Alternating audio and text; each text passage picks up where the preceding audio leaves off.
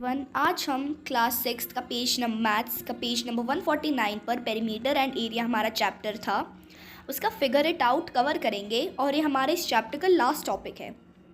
हमने क्वेश्चन 3 तक पहले वाले पार्ट में कर लिया था। अब हम क्वेश्चन 4 से स्टार्ट करेंगे। 4 flower beds having sides 2 meter long and 1 meter wide are dug at the 4 corners of a garden that is 15 meter long and 12 meter wide. How much area is now available for laying down a lawn? हमारे पास 4 flower beds हैं जिनकी sides given है हमें, जो 2 metre long और 1 metre wide है।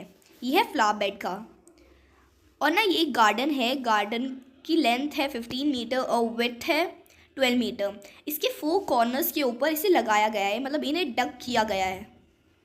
तो अब हमें बताना है कि कितना एरिया बचेगा वहाँ पे एक लॉन बनाने के लिए। तो इसे हम देखते हैं। हमें गिवन थी लेंथ ऑफ गार्डन जो थी 15 मीटर और विड्थ गिवन थी जो थी 12 मीटर। तो पहले हम इसका एरिया निकालेंगे जो होता है L इंटू बी, मतलब 15 इंटू 12 स्क्वायर मीटर। तो हमारा आंसर आएगा 180 स्क्वायर मीटर। नेक्स्ट इसी क्वेश्चन का नेक्स्ट पार्ट है, length of flower bed 2 metre, width of flower bed 1 metre. और अभी हम ये फ्लावर बेड का एरिया है, जो फ्लावर बेड की लेंथ है वो है 2 मीटर और जो विड्थ है वो है 1 मीटर। तो अब हमें एरिया निकालना है फ्लावर बेड का। Area of flower bed 2 into 1 square metre, 2 square metre. तो हमारा फ्लावर बेड का एक फ्लावर बेड का एरिया आएगा 2 स्क्वायर मीटर और हमें निकालना था 4 का। The area of 4 flower beds 2 into 4 8 square metre. हमें एक का हमने एरिया निकाल लिया जो था 2 स्क्वायर मीटर। अब 4 के लिए हम इसे 2 से हम इस एरिया को 4 से मल्टीप्लाई करेंगे तो हमारा आंसर आएगा 8 square metre. The area available for laying down a lawn equals to area. मैंने यहाँ पे एरिया के लिए AR लिखा है, आप पूरा लिख सकते हैं। The area available for laying down a lawn, जो हमें एरिया बताना था लॉन का कि कितने में लॉन बनेगा, उसके लिए हमें area of garden minus area of flower bed करना पड़ेगा। तो वो होगा 180 माइनस 8, तो हमारा आंसर आएगा 172 स्क्वायर मीटर। मतलब ये 172 स्क्वायर मीटर वो एरिया है जिसमें हम लॉन बना सकते हैं। नेक्स्ट क्वेश्चन है question 5। Shape A has an area of 18 square units and shape B has an area of 20 square units. Shape A has a longer perimeter than shape B. Draw two such shapes satisfying the given conditions. हमारे पास 2 shapes है, एक shape A और एक shape B। एक shape A है और एक shape B है। हमें दोनों का एरिया गिवन है। जो शेप A है उसका एरिया है 18 स्क्वायर मीटर और शेप B का एरिया है 20 स्क्वायर यूनिट्स, मीटर नहीं units. Shape A has a longer perimeter than shape B। और हमें ये भी गिवन है कि जो शेप A है उसका एरिया तो 18 है पर जो उसका पेरीमीटर है वो शेप B से ज़्यादा है। अब हमें इसे ध्यान में रखिए, इन कंडीशंस को ध्यान में रखिए। 2 शेप्स ड्रॉ कर दी है, तो इसको हम बनाएंगे ऐसे। जो A है वो एक रेक्टेंगल बनेगा, या फिर आपको जैसे अच्छा लग रहा है जैसे आप बना सकते हैं, ट्राई कर सकते हैं अलग अलग शेप्स बना के, उससे आप इसे सॉल्व कर सकते हैं। हमें एरिया गिवन था 18 स्क्वायर मीटर और हमें निकालना था ऐसे तरीके में जिससे जो B है पेरीमीटर, जो B है उसका पेरीमीटर कम आए A से। तो फिर यहाँ पर हमने जो लेंथ है उसे 9 रखा है A की और जो विड्थ है वो 2, ये A के लिए है। तो फिर हम इसमें पेरीमीटर का फॉर्मूला लगाएंगे जो होता है 2 इंटू L प्लस B। हम इसे लगा के सॉल्व करेंगे तो हमारा पेरीमीटर आएगा 22 यूनिट्स। और जो सेकंड वाला रेक्टेंगल है उसे भी ऐसे ही सॉल्व करेंगे तो हमारा पेरीमीटर आएगा 18 स्क्वायर यूनिट्स। अगर हम लेंथ लेंगे 5 और विड्थ लेंगे 4 तो हमारा आएगा 18 स्क्वायर यूनिट्स।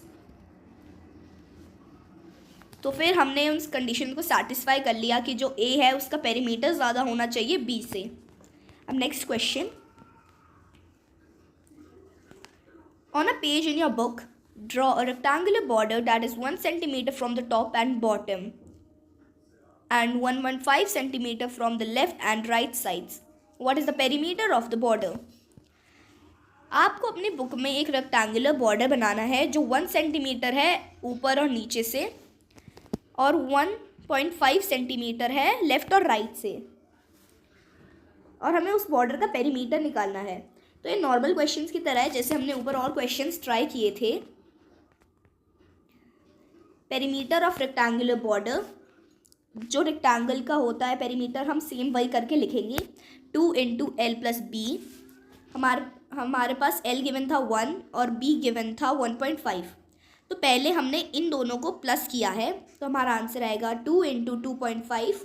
तो हम इन्हें मल्टीप्लाई करेंगे तो हमारे पास आएगा 5 सेंटीमीटर, जो उस रेक्टेंगुलर बॉर्डर का पेरीमीटर है। अब next question number 7। Draw rectangle of size 12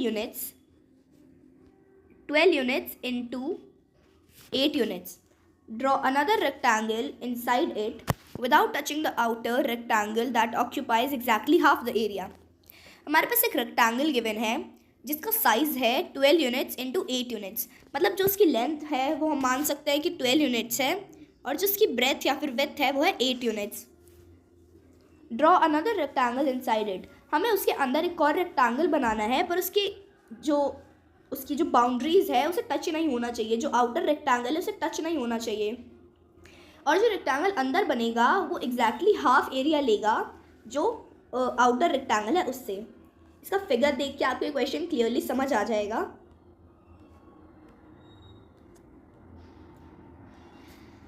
हमारे पास एक रेक्टेंगल था जिसकी लेंथ थी 12 और ब्रेथ थी 8। हमें पहले इसका एरिया निकालना है, और जो इसके अंदर ये रेक्टेंगल है ये हाफ एरिया लेता है उस बाहर वाले रेक्टेंगल के, ये हमें गिवन था। तो पहले हम बाहर वाले का एरिया निकालेंगे, फिर उससे हमें अंदर वाले का पता चल जाएगा। Area of the given rectangle, यहाँ पे गिवन रेक्टेंगल ये आउटर रेक्टेंगल है, 12 × 8 जो होगा L × B, तो हमारा आंसर आएगा 96 यूनिट स्क्वायर। हमारा जो आउटर रेक्टेंगल है उसका एरिया आएगा 96 unit square. Area of new rectangle, और जो नया रेक्टेंगल है ये बात हमें ऑलरेडी बता दी थी, क्वेश्चन में गिवन थी कि जो न्यू रेक्टेंगल है, जो इनर रेक्टेंगल है वो हाफ है। हाफ को हम 1/2 करके लिख सकते हैं, वो हाफ है उस आउटर रेक्टेंगल का। तो फिर हमने 1/2 लिख के उसे इनटू कर दिया जो आउटर रेक्टेंगल था उसके एरिया से, तो ये होगा 1/2 × 96। तो 2 से 96 कैंसिल आउट हो जाएगा और हमारा आंसर आएगा 46 स्क्वायर यूनिट्स। ये एरिया है उस न्यू रेक्टेंगल का, जो इनर रेक्टेंगल है उसका। तो फिर हम पहले 48 के फैक्टर्स लिख के भी कर सकते हैं। Therefore possible sides of new rectangle are, मतलब जो भी पॉसिबल साइड्स हैं, जो भी साइड्स बन सकती है न्यू रेक्टेंगल की, वो है 12 × 4, 16 × 3, 8 × 6, 1 × 48। आप इनमें से कोई भी लिख सकते हैं, ये सब उसके आंसर हो जाएंगे, क्योंकि इन सब को मल्टीप्लाई करने में हमारा आंसर 48 आएगा। इनमें से हम किसी को भी लेंथ या फिर ब्रेथ लेके मल्टीप्लाई करेंगे और एरिया लिखेंगे तो वो हमारे पास 48 ही आएगा, और 48 इस रेक्टेंगल का एरिया था। जो नेक्स्ट क्वेश्चन है वो भी बाकी क्वेश्चन की तरह सेम है, बहुत ईजी है। तो इस क्वेश्चन को आप खुद से ट्राई करेंगे जिससे आपकी बाकी क्वेश्चंस की भी प्रैक्टिस हो जाएगी। अब यहाँ पर उसकी समरी है। The perimeter of a polygon is the sum of the lengths of all its side. जो पेरीमीटर होता है किसी भी एक पॉलीगन का, वो सम होता है उसकी चारों साइड्स का, उसकी सारी साइड्स का। The perimeter of a rectangle is twice the sum of its length and width. जो पेरीमीटर होता है रेक्टेंगल का वो ट्वाइस होता है, इंटू टू